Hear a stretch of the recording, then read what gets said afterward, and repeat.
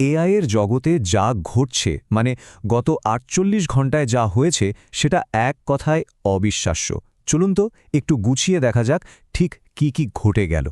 আর এর মধ্যে সবচেয়ে বড় যে প্রশ্নটা উঠে আসছে সেটা হলো কৃত্রিম সাধারণ বুদ্ধিমত্তা বা এজিআই সেটা কি অবশেষে চলে এলো?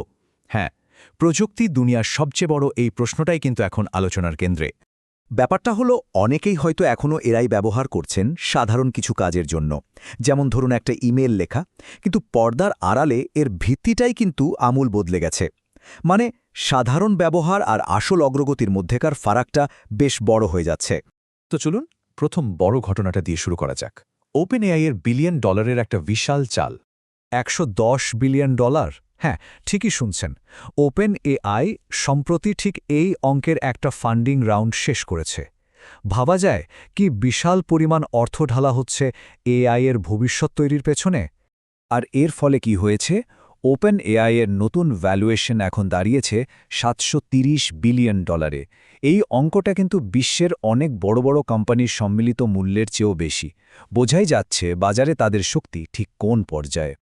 এখানেই শেষ নয়, তারা মার্কিন যুক্তরাষ্ট্রের পেন্টাগনের সাথে একটা বিরাট চুক্তি করেছে। এর মানে হল এখন থেকে জাতীয় প্রতিরক্ষার মতো খুবই সংবেদনশীল একটা জায়গায় ওপেনএআই এর লার্জ ল্যাঙ্গুয়েজ মডেল ব্যবহার করা হবে।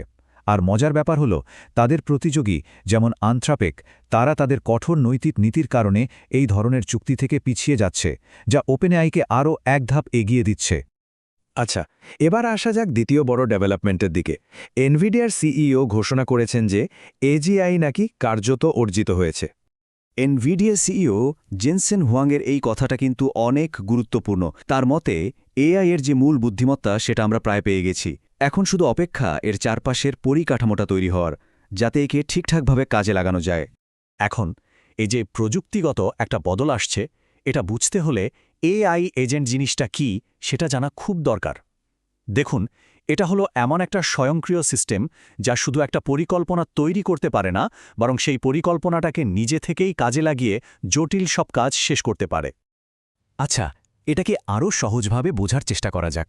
ধরুন একটা চ্যাটবট হচ্ছে একজন আর্কিটেক্টের মতো। সে বাড়ির একটা চমৎকার প্ল্যান বা নকশা তৈরি করে দিতে পারে, কিন্তু এআই এজেন্ট হলো সেই বিল্ডার বা নির্মাণকারীর মতো যে কিনা কাঁচামাল নিয়ে সেই নকশা অনুযায়ী আস্ত বাড়িটাই বানিয়ে ফেলে। মূল পার্থক্যটা কিন্তু এখানেই, একজন শুধু প্ল্যান দেয় আর অন্যজন সেই প্ল্যানটাকে বাস্তবে রূপ দেয়। আর এই পরিবর্তনের একটা বাস্তব প্রমাণ হল ওপেন ক্ল নামের একটা টুল। গিটহাবে এটা 1 লাখের বেশি স্টার পেয়েছে। এর থেকেই বোঝা যায় যে ডেভেলপাররা এখন সাধারণ চ্যাটবট ছেড়ে এই শক্তিশালী এজেন্ট তৈরির দিকেই ঝুঁকছে। চলুন এবার তৃতীয় এবং খুব গুরুত্বপূর্ণ একটা বিষয় নজর দেওয়া যাক। এআই নিয়ে নতুন এক শীতল যুদ্ধ। বিশ্বজুড়ে এআই ডেভেলপমেন্টের প্রতিযোগিতা এখন মারাত্মক পর্যায়ে পৌঁছেছে। ওপেন রাউটারের ডেটা দেখলে একটা অবাক করা জিনিস চোখে পড়বে। ব্যবহারের দিক থেকে বিশ্বের সেরা 10টা মডেলের মধ্যে 6টাই এখন চীনের।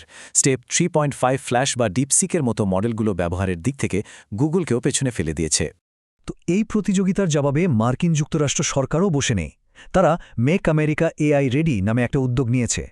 এর মাধ্যমে সাধারণ মানুষকে টেক্সট মেসেজের মাধ্যমে বিনামূল্যে এআই এর ট্রেনিং দেওয়া হচ্ছে। এখন আসল প্রশ্ন হল, এই সব কিছুর তাৎক্ষণিক প্রভাবটা কি?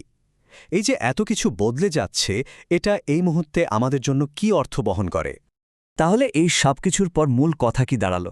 দেখুন, 3টে বড় পরিবর্তন কিন্তু একদম স্পষ্ট। 1. ইন্ডাস্ট্রি এখন আর সাধারণ চ্যাটবোটে আটকে নেই, তারা ঝুঁকছে অ্যাক্টিভ এজেন্টের দিকে। 2. এই যে একটা গ্লোবাল কম্পিটিশন শুরু হয়েছে, এটা ডেভেলপমেন্টের গতিকে অনেক বাড়িয়ে দিচ্ছে।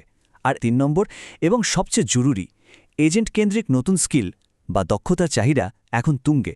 মানে এগুলো কিন্তু আর শুধু কোনো নিউজ আপডেট নয়, এগুলো প্রযুক্তি দুনিয়ায় একটা বিরাট বড় পরিবর্তনের সংকেত।